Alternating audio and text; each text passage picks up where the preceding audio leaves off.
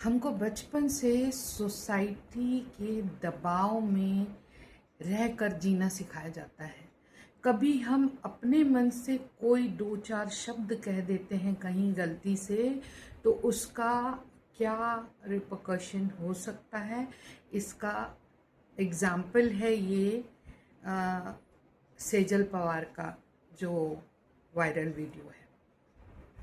इस लड़की ने कुछ ऐसी टिप्पणियां कर दी जो उसे नहीं करनी चाहिए थी सोसाइटी के अनुसार। तो क्या हम एक स्क्रिप्टेड लाइफ जी रहे हैं, ये क्वेश्चन हमको करना पड़ेगा अपने आप से कि भैया हमको इतना ही बोलना है, इतना ही करना है। सामने वाला यदि उच्च पद पे है तो इससे इतनी क्वेश्चनिंग हम कर नहीं सकते। तो हर चीज़ के हमारे जो है एक हमको लिमिटेड एडिशन प्रोवाइड किया गया है कि यदि आपके पास इतना पावर है तो आप इतना ही बोल सकते। यदि आप डॉक्टर हैं पेशे से तो आपका दायरा इतना है, इससे ऊपर आप जाते तो आप अपनी मर्यादाओं का उल्लंघन कर रहे हो। यदि आप टीचर हैं तो आपका ये दायरा है, आपको इतनी बात करनी है, जबरदस्ती का ये बात नहीं करना। वो means everywhere the limitation is there. Everywhere you need to have a script of what you want to speak or what you are speaking. कल मैंने ये वीडियो कल नहीं, काफ़ी एक हफ्ते से लगातार ये वीडियो देख रही थी और हर अच्छे यूट्यूबर ने इस लड़की को ये कहकर बताया कि इसका आप विरोध कीजिए, इस वीडियो को जहाँ तक हो सके शेयर कीजिए। मतलब हमने ठेका लेके रखा हुआ है कि किसी इंसान को इस कदर बदनाम कर दो कि उसका करियर दांव पे लग जाए, उसकी पूरी जिंदगी दांव पे लग जाए, क्योंकि उसने बिना सोचे समझे एक ऐसा स्टेटमेंट कह दिया। ऐसी 1 साल पहले रणवीर इलाहाबादिया के साथ हुआ। जो व्यक्ति हमेशा स्क्रिप्टेड अपने क्वेश्चंस पूछता था, उसको स्क्रिप्ट की आदत हो चुकी थी, अचानक से वो एक शो में जाता है, वहाँ उसके मुंह से कुछ निकल जाता है और फिर वही सोशल मीडिया का बैकलैश उसको भी सहना पड़ता है, जैसा अब इस लड़की ने सहा। दोनों ने एक अपॉलॉजी वीडियो बनाई और खैर इसके 2 इफ़ेक्ट हो सकते हैं। एक तो हो सकता है कि इनको इतनी पॉपुलैरिटी मिल जाए कि जो शायद प्रॉपर तरीके से ना मिल पाती, या फिर ये हो सकता है कि इतनी हेट्रेड मिल जाए कि ये लोग कैसे हैं। तो मैं ये सवाल करना चाहूँगी कि उन डॉक्टरों का क्या जो बिना ऐसा सोशल मीडिया में ऐसा कुछ बोले एनेस्थीसिया देके कई कांड कर जाते हैं पेशेंट के साथ, उन डॉक्टरों का क्या? हमको तो पता भी नहीं चलता कि इस अस्पताल में क्या हो रहा है। मीन्स कहीं ना कहीं ये चीज हो रही है, वो उस लड़की के मुंह से निकल गया और वो बन गई टारगेट। मतलब सोशल मीडिया अब ऐसा हुआ, पहले क्या होता है कम्युनिटी पे को रोस्ट किया जाता था। पहले पिक्चरों में यदि आप देखेंगे कम्युनिटी को रोस्ट किया जाता था, फिर धीरे धीरे कम्युनिटी से आ गया है लोगों, फेमस पर्सनालिटी को रोस्ट किया जाता है। अब ये हो गया है कि सोशल मीडिया से आप किसी को भी रोस्ट कर सकते हो, ट्रोल कर सकते हो। ठीक है, बात सही है तो, और हम उतना पावर नहीं है कि हम जाके उसके खिलाफ कुछ बोल कर पाए या कर पाए, तो फिर आप रोस्ट कर रहे हो, ट्रोल कर रहे हो, समझ में आता है। जबरदस्ती का रोस्ट नहीं हो रहा, जबरदस्ती का। कल मैंने एक वीडियो देखा कि 10 डम बॉलीवुड एक्टर्स, डम, ठीक है भाई, वो कहीं पे एक मुकाम हासिल कर चुके हैं किसी फील्ड में, उनको उनकी फील्ड की जानकारी है लेकिन किसी दूसरे फील्ड की जानकारी नहीं है, ठीक है। हर एक को हर एक फील्ड की जानकारी नहीं, तो वो डम कैसे हुए? हो सकता है कुछ शब्द वो भूल गए हों उस समय बोलते समय, उनको याद नहीं आ रहा हो। ऐसा मेरे साथ भी हुआ। कल वीडियो बनाते समय मेरे को एक शब्द याद नहीं आ रहा था, मैंने वॉलेंटियर बोला जबकि वो होना चाहिए था एस्कॉट, लेकिन मुंह से जो निकल गया, एक फ्लो में चल रहा था। अब मैं उसको पॉज करती या एडिट करती, वो नहीं करना था मुझे, उस फ्लो को खराब नहीं करना था, तो मैंने बोल दिया, वॉलेंटियर ही बोल दिया, कोई बात नहीं। तो शब्द याद नहीं रहते। कई लोग दिमाग पे इतना सारा मेडिटेशन करके ये करके वो कई चीज़ों को डिलीट करते हैं, कई चीज़ों को इंक्लूड करते हैं, तो कुछ चीज़ें उनके दिमाग से बिल्कुल उतर जाती है। ऐसी एक्टर एक्ट्रेस इतने मशरूफ रहते हैं अपने काम में, उनका अपना लाइफ भी होता है, प्लस उनको बाहर की लाइफ से भी क्राउड से भी डील करना है, डायरेक्टर से डील करना। आप एक बार उनकी लाइफ जाके जिए तब समझ में आएगा कितना मुश्किल है।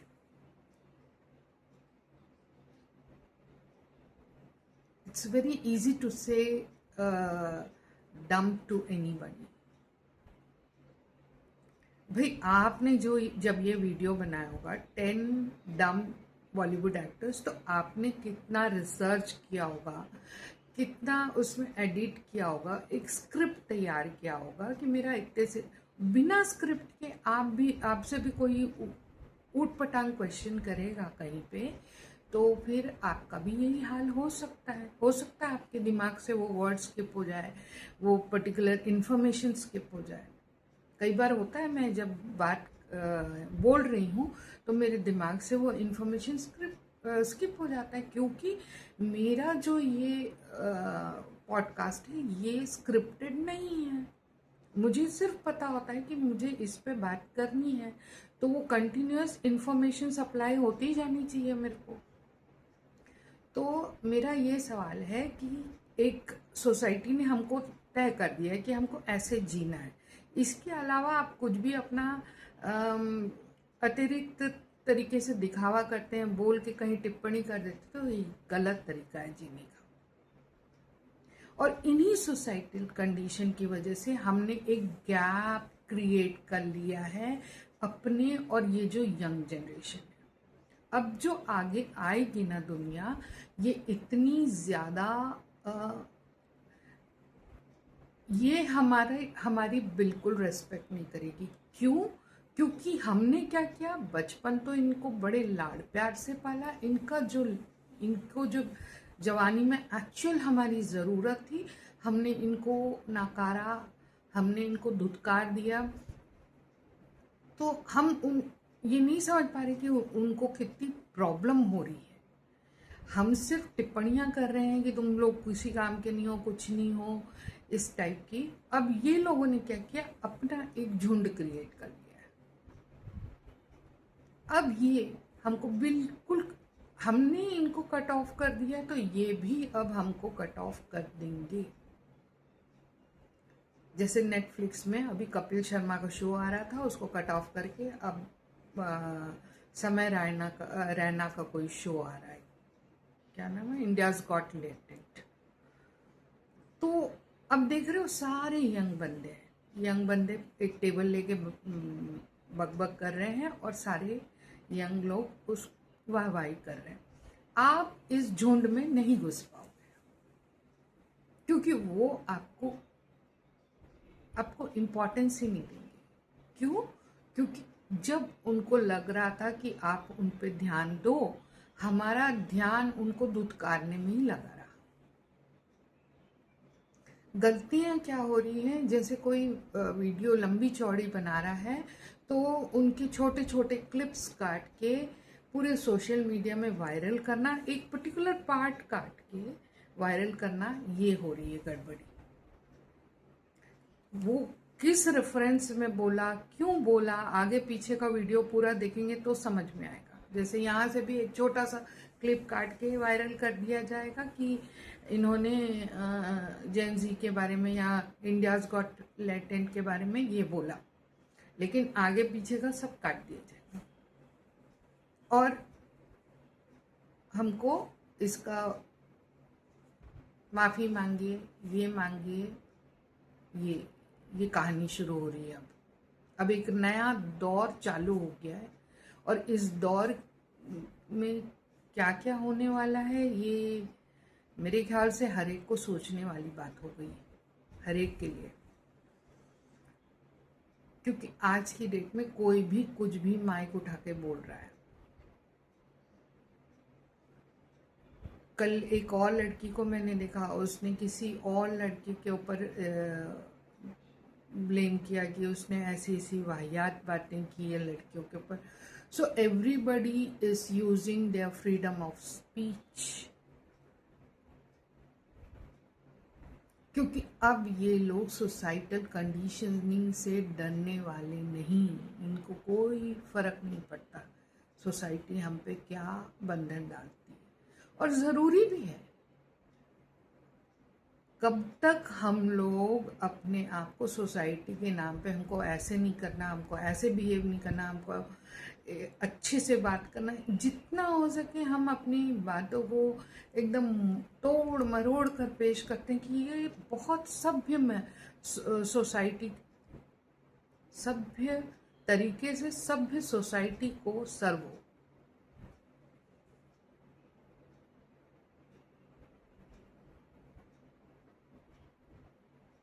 ये कहाँ तक उचित है भाई? क्यों बातों को तोड़ मरोड़ रहे हो? आपने अच्छे अच्छे शब्दों का प्रयोग क्यों करना है? आपको गाली गलौज करके अपनी बात बतानी है, गाली गलौज कीजिए।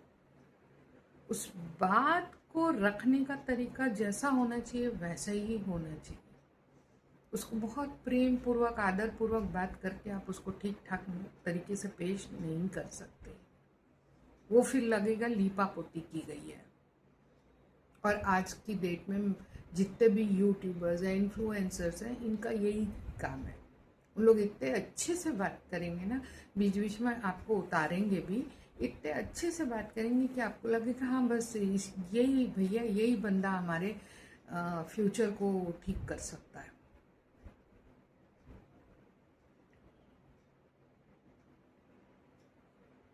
तो ये जितनी भी अभी सोशल मीडिया में अभी चल रहा है, रोस्टिंग चल रही है, इसको इतना भी नहीं आता, इसको राष्ट्रपति का नाम नहीं मालूम, इसको प्रधानमंत्री का नाम नहीं पता, मुख्यमंत्री, भैया हमको करना क्या है?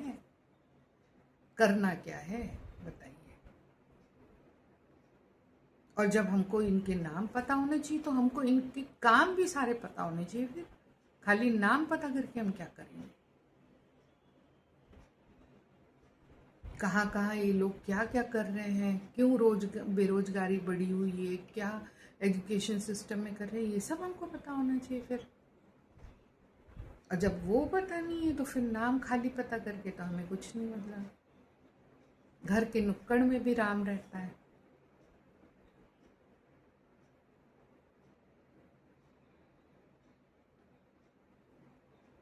बीच में औरतों बॉडी शेमिंग पे वीडियोस बनने लगे। जब औरतों को समझ में आया कि ये हमारा मजाक बना रहे हैं, तब उन्होंने पलटवार किया। उन्होंने वीडियोस बना के जवाब दिए कि तुमको होते कौन हो भाई हमारे इस पे बोलने वाले। बात भी सही है। कभी तुमने अपने घर में जाके अपनी माँ की हेल्प की है किचन में जाके कि माँ तुम ये थोड़ा आराम कर लो? बेचारी आराम नहीं कर पाती, सारा दिन काम करेगी तो मोटापा क्यों नहीं चढ़ेगा? सारा दिन एक प्रेशर बना रहता है, अरे घर के लिए नाश्ता बनाना है, खाना बनाना है, रात का खाना बनाना है, शाम की चाय बनानी है, बस यही करती रहती है माँ। और ये सोचते सोचते, दूसरों का ख्याल रखते रखते कब उनकी बॉडी की में सारी खराबियां आ जाती हैं उनको पता ही नहीं चलता। फिर जब वेट पुट ऑन होता है उनके घुटने में दर्द शुरू हो जाता है। उसके बाद कहते हो कि माँ तुम तो अब मोटी हो गई हो, भद्दी लग रही हो। तो ये तो नहीं चल पाएगा भैया। औरतों ने फिर वीडियो बना बना के पलटवार किया। तो क्यों ना करे, क्यों ना करे, हर चीज पे वीडियो बनाए। भैया रात को खाना मत खाओ तुम लोग। अरे तुम कौन होते हो भैया? हमको रात को भूख लग रही है, हम रात को खाएंगे। कोशिश करेंगे शाम को खाने की, पर हमको रात को भूख लग रही है, हम खाएंगे। हम देर से आए, हम खाएंगे अभी। तुम कौन होते हो भैया हमको बोलने वाले कि रात को इलेक्ट्रॉनिक गैजेट यूज मत करो, या ये मत करो, या वो मत करो? कौन होते हो तुम लोग? ये तो हमारा सोच है ना, हमारा शरीर है। हम देख लेंगे। हमारा शरीर बिगड़ेगा तो हम देख लेंगे। कोशिश तो हर बंदा यही करता है कि अपनी जिंदगी बेहतर से बेहतर करते जाए, पर ऐसा कभी कभी ऐसा हो जाता है कि आप एकदम स्ट्रिक्ट फॉलो नहीं कर पाते हो अपनी रूटीन को। थोड़ा बहुत उसको फ्लेक्सिबल रखना ही बेहतर है।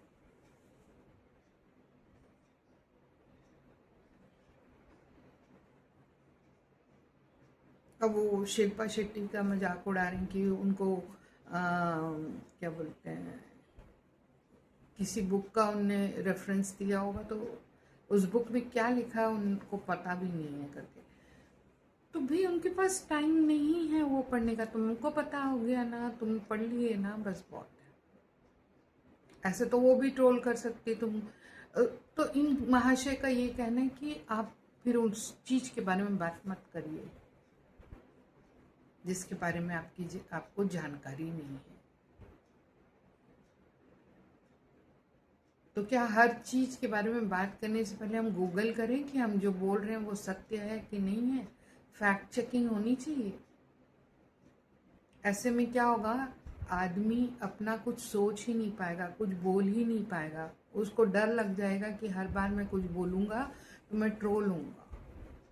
कोई मेरा रोस्ट करने के लिए वीडियो बनाएगा और कोई डफली लेके गाना बजाएगा। मैंने एक सेंटेंस यहाँ गलत बोला तो वहां पे मेरा एक तैयार हो जाएगा गाना। तो ये सब सोचता रहेगा तो आदमी कभी कुछ कर नहीं पाएगा। मैं इससे पहले वीडियो बनाने से पहले मेरा एक चैनल था, वहाँ पे वीडियो बनाती थी। तो वहाँ कुछ फैक्ट शेयर करते समय मैं कई फैक्ट दिमाग में आ रहे होते हैं, कई याद नहीं रहते थे। तो यदि मैं डरती रहूंगी और सोचती रहूंगी कि हो सकता मैं गलत बोल दी हूँ, हो सकता ये, तो मैं कभी अपनी बात नहीं रख पाऊंगी। जो जो एक्सपीरियंस कर रही हूँ ना, तो ये तो मुझे बोलना ही पड़ेगा, ये लोगों को बताना पड़ेगा। ये एक्सपीरियंस कई लोगों को के काम आने वाले हैं।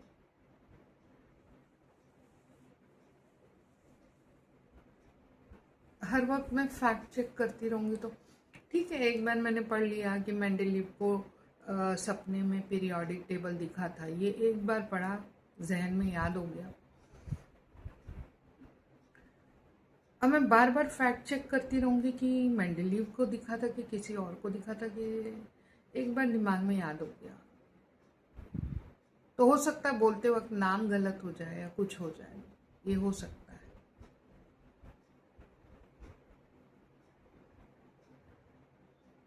लेकिन जो फैक्ट है वो फैक्ट तो है कि किसी साइंटिस्ट को सपने में दिखा था ये चीज, और ये चीज मैंने आपको शेयर की कि इंट्यूशन वगैरह कितना वर्क करता है। यदि हम उसको डेवलप करें अपने इंट्यूशन को, तो क्या कुछ नहीं कर सकते। आज इन्फ्लुएंसर्स लोग जितने भी ये क्या बोलते हैं, मोटिवेशनल स्पीकर्स हैं, ये एक्चुअली क्या करते हैं, ये आपको कभी नहीं बताएंगे कि आपका पोटेंशियल क्या है, आप कितने पावरफुल हो, अंदर से कितने पावरफुल हो। यदि ये आपको ये मंत्र बता दें कि आप ही सब कुछ हो, आप खुद का दीपक बनने के सक्षम हो, तब इनका धंधा बंद हो जाएगा। तो ये क्या करते हैं, आपको बुलाते हैं कि भाई मेडिटेशन करो, इसकी ये इतना कोर्स है, ये करो इतना कोर्स है, इतना ये इनका बिजनेस है। अब आप बिजनेस के गूढ़ मंत्र को बता दोगे तो इनका बिजनेस का भट्टा बैठ जाएगा।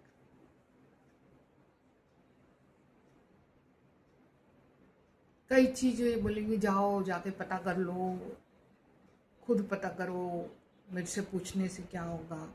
तो बेहतर है कि आप खुद ही पता कर लीजिए, क्यों जाते हैं इन लोगों के पास। सुनिए, यूट्यूब में जितने लोगों का वीडियो उपलब्ध है, सबको सुनिए आप। मैंने भी सुना है सबको। मैं इसलिए सुनती हूँ कि इस आदमी ने क्या उस चीज को कैसे इंटरप्रेट किया है, इसने कैसे इंटरप्रेट किया है और मैंने कैसे इंटरप्रेट किया है। मैं कंपैरिजन करने के लिए सुनती हूँ।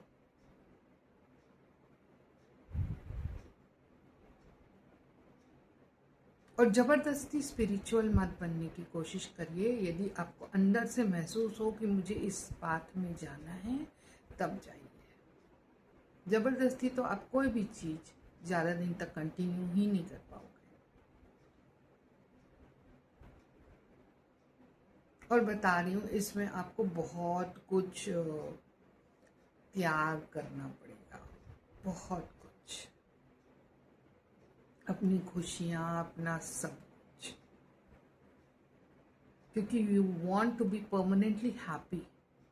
For that time being you have to leave your happiness.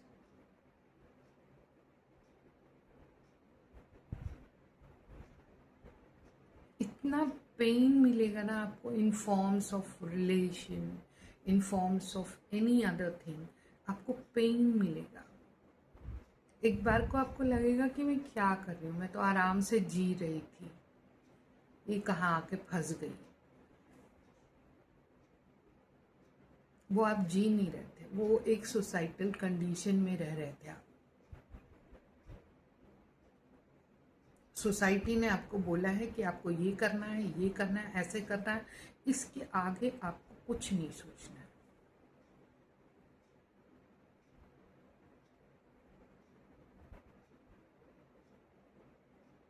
शादी होके जाते हो तो आपका बहू है, तो आपका काम है पूरे घर को संभालना, पूरा सब कुछ करना, सबको इज्जत देना, सबके पैर पड़ना। अरे बहू के पैर कौन पड़ेगा, वो तो सबका काम कर रही है। बहू के पैर कौन पड़ेगा भाई, जिन जिन के काम कर रही है वो पड़े पैर। नहीं, सोसाइटी ने यहाँ कंडीशन डाला है, ये बड़े हैं तो आपको इनका पैर पड़ना है।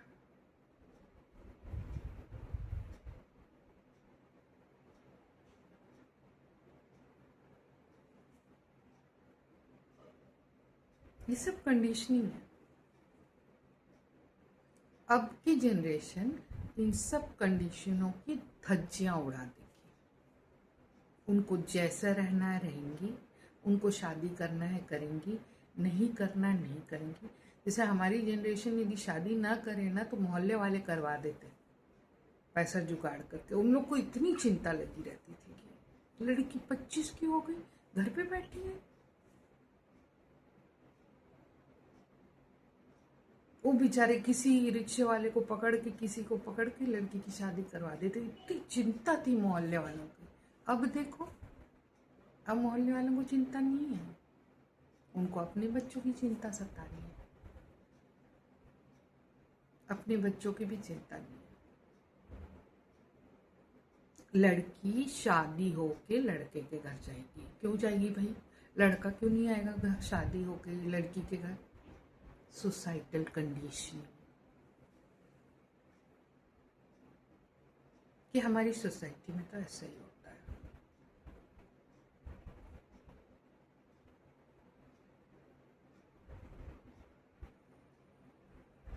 लड़का माँ बाप के साथ रहेगा, वो बुढ़ापे में भी माँ बाप का करेगा, जवानी में भी माँ बाप का करता रहेगा, लेकिन लड़की अपने माता पिता को कुछ नहीं कर सकती। हाँ, खर्चा रख सकती है। बापू, हमारे यहाँ बेटा पैदा हुआ है तो आपको कुछ करना होगा, बेटी पैदा हुई तो आपको कुछ करना होगा, उसका पहला जन्मदिन है आपको कुछ करना होगा। तो हर वक्त बेचारे लड़की के माँ बाप बस करने करने में लगे रहते हैं। और सोसाइटी का इतना दबाव रहता है ना कि शादी भाई हमारी ऐसी धूमधाम से करेंगे कि पूरी सोसाइटी देखती रह जाएगी। उसके बाद घर में जाके लड़की मार खा रही है, ससुराल में जाके मार खा रही तो घर में वापस भी नहीं बुला सकते, क्योंकि उतनी सोसाइटी को पता चल जाएगा ना कि लड़की वापस आ गई। सब कौन सोचेगा? Society is important here. Individual को मारो गोली को, किसी के हमको भैया हमको किसी का इमोशन से कोई फीलिंग से कोई मतलब नहीं। मतलब है तो सोसाइटी।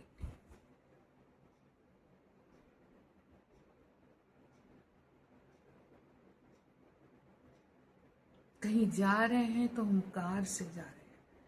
हम तो देखो इतने पैसे बाहर खर्चा कर रहे हैं, हम ये कर रहे हैं, हम वो कर रहे हैं, just because of society. We don't do it for us. We don't do it कि हमको खुशी मिल रही है। क्या जरूरत है पूरे चाचा चाची पूरे खानदान को घर शादी में बुलाने की? किसी को बुलाओ मत। सिर्फ दोनों तरफ के पेरेंट्स रहो, उनके पेरेंट्स जिंदा हैं तो वो रहें, और बहुत करीबी दोस्त, हो गया शादी फंक्शन खत्म। खर्चा भी कम, अच्छी जगह पे शादी करो, डेस्टिनेशन वेडिंग अच्छी जगह, और बचे कुछ पैसों से अपना घर खरीदो, मस्त रहो। ये जो दिखावे की पीढ़ी है ना, अब धीरे धीरे खत्म हो रही है। और यदि वो कुछ बोलते हैं, लीपापोती करके बोलते हैं और चाहते हैं कि लोग वाहवाही करें, सब स्क्रिप्टेड रहे। स्क्रिप्ट देखो आजकल ना स्क्रिप्ट्स का कोई वो नहीं रहा है। जितना लोग बिना स्क्रिप्ट के वीडियो बनाते वो ज़्यादा अच्छा लगता है। जो ऑटोमेटिकली जो निकलता है मुंह से, जो शब्द निकल रहे हैं, उसको आप मैनिपुलेट करके बोल रहे हो तो उसमें क्या मज़ा है? जैसे न्यूज़ हो गया, कोई सीरियल में डायलॉग हो गए, उससे कोई मज़ा नहीं है। लेकिन जो नेचुरली निकलता है वो नेचुरल है। आज लोग बोलते हैं कि कंटेंट आप जो दो वो एआई वाला नहीं होना चाहिए। ये स्थिति आ गई है क्योंकि उनको कुछ ऑथेंटिक कंटेंट चाहिए, कुछ जेन्युइन। तो वैसी सब जगह रहे ना, हम जेन्युइन रहे। हमको कोई परेशानी है, कुछ चीज से प्रॉब्लम है, तो हम अपनी बात रख सकें। ये कहाँ से इतनी मर्यादाएं और इतने सारे लेयर्स आ गए हैं कि हम अपनी बात नहीं रख पाते। एक सीएम है, हमको सीएम से डायरेक्ट कुछ बात करनी है तो हम डायरेक्ट, ऐसा होना चाहिए कोई लाइन जिससे हम डायरेक्ट बात कर सकें। नहीं, पहले से उसमें छटनी हो जाएगी, नहीं नहीं ये सवाल नहीं करना है, ये कंटेंट को नहीं दिखाना है, ये कंटेंट को दिखाना है। ये सब क्यों हो रहा है?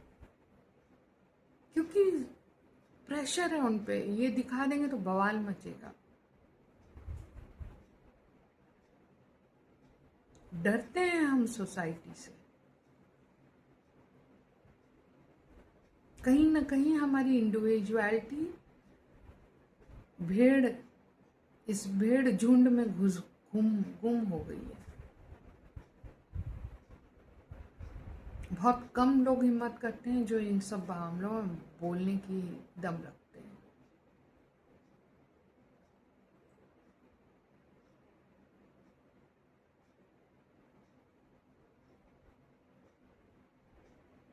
और इसका इम्पैक्ट हर इंसान पे पड़ा है। हर इंसान कहीं ना कहीं डरा हुआ है, दबा हुआ है।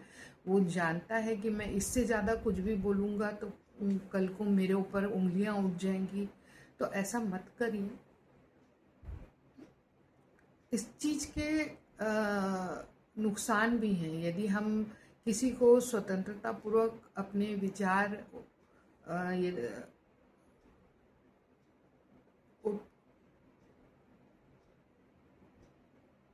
यदि हम पेश करना चाह रहे हैं और हम उनको रोक रहे हैं, तो इसके बहुत सारे नुकसान होगा।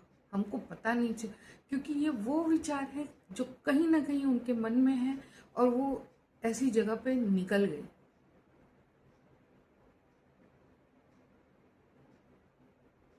और सोसाइटी को समझना पड़ेगा कि ये विचार भी उतने इम्पोर्टेंट हैं। इनको किस तरीके से लेना है वो आना चाहिए अपने को। हर चीज को ये तो गलत है, ऐसा नहीं होना चाहिए। भी आप कौन होते हो गलत सही डिसाइड करने वाले? आप कौन होते हो दायरे सेट करने वाले? इसीलिए तो आजकल ऐसे स्टैंड अप कॉमेडी शोज बन गए जहां लोग बाग ऊट पटांग जो मुंह में आए बकवास करके चलते बनते हैं। क्यों? क्योंकि कहीं ना कहीं इन लोग को हमने खूब सप्रेस किया है, दबाया है कि नहीं। जैसे हम बच्चों को बोलते हैं ना, मेहमानों के सामने कैसे पेश आना। बच्चा अपनी मस्ती में रहता, गंदा गुंदा खेल के आ रहा है, कुछ भी कर रहा है, कपड़े गंदे हैं उसके, घर में मस्ती कर रहा है, हम उसको डांट के रखते हैं। आज के दिन बदमाशी नहीं, बच्चे आ रहे, ये उसकी वो बच्चा ना एंजॉय नहीं कर पाता अपना फ्रीडम, और सोचता रहता कि कब ये दुष्ट मेहमान यहाँ घर से बाहर जाएंगे, कब मैं वापस अपनी जिंदगी जीऊंगा। तो ऐसे दुष्ट मेहमान हम बनते जा रहे हैं।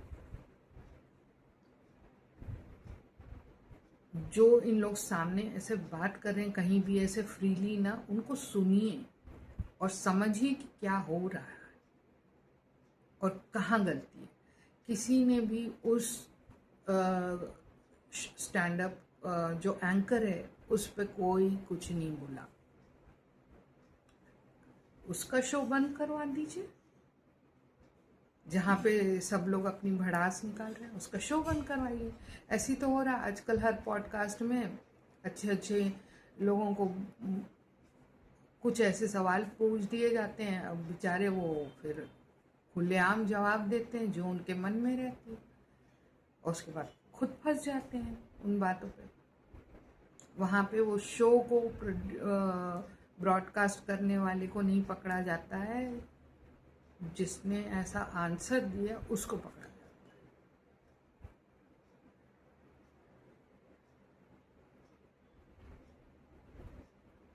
या तो हमको स्कूल में सिखाइए कि कितना कितना बोलना है, किसके बाद फ्रीडम ऑफ स्पीच खत्म हो जाती है, वो दायरा हमको समझाइए। Again it's a societal condition.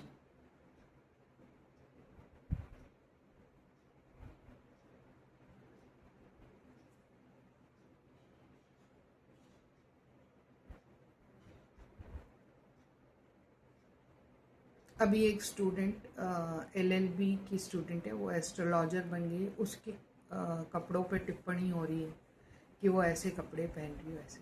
ठीक बात है, समझ में सब चीज आता है सबको, लेकिन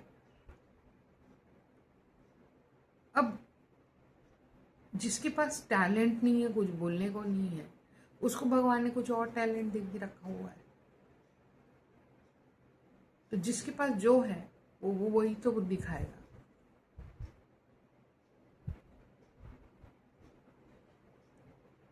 वैसा ही तो बोलेगा, वैसा ही तो सारे उसके कंटेंट होंगे। तो ये तो दर्शकों पे है कि उन लोग यदि देख रहे हैं, जब तक आप देख रहे हो, सामने वाला नहीं, आपको ये सब मिलता रहेगा कंटेंट। जब आप देखना बंद कर दोगे तो कंटेंट भी बंद हो जाएगा अपने आप। तो ये तो हमको सोचना है ना। मार्केट में नशे के पदार्थ खूब उपलब्ध है, लेकिन हमको सोचना है हमको लेना है कि नहीं लेना है। भाई उसका तो घर चल रहा है, वो बेच के। तो जब तक इन सब कंटेंट को अब्जॉर्ब करने वाले लोग बैठे हुए हैं, कहाँ से इनका मार्केट बंद होगा? नहीं होगा। फिर चाहे इनका मजाक उड़ाओ, ट्रोल करो, रोस्ट करो, क्या फर्क पड़ रहा है इनको? कुछ फर्क नहीं पड़ रहा। They are living their best life. पीठ पीछे इनको रोस्टिंग हो रही है, कुछ हो रहा है, इनको कोई फर्क नहीं पड़ रहा।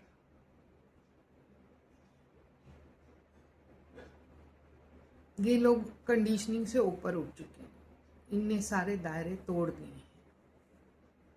तो ये दायरे हमने बनाए कि आपको ऐसे ही कपड़े पहन के यहाँ ऐसे। ये एक इंडिविजुअल पर्सन के ऊपर है कि किसको कैसे चीज़ों को प्रस्तुत करना है। किसी को तरीके से करना है, किसी को इस तरीके से करना है। तो कोई रोक पाए इन लोगों को? नहीं रोक पाए। तो आगे की जो जनरेशन आने वाली है वो इन सब कंडीशनिंग से ऊपर उठ के काम करेगी, and you have to accept them. या फिर इन कंडीशनिंग की थोड़ी सी दायरे बढ़ाओ, कम कर दो, और अपने दिलों को बड़ा कर लो हर चीज़ झेलने के लिए। यही कहूँगी मैं बस।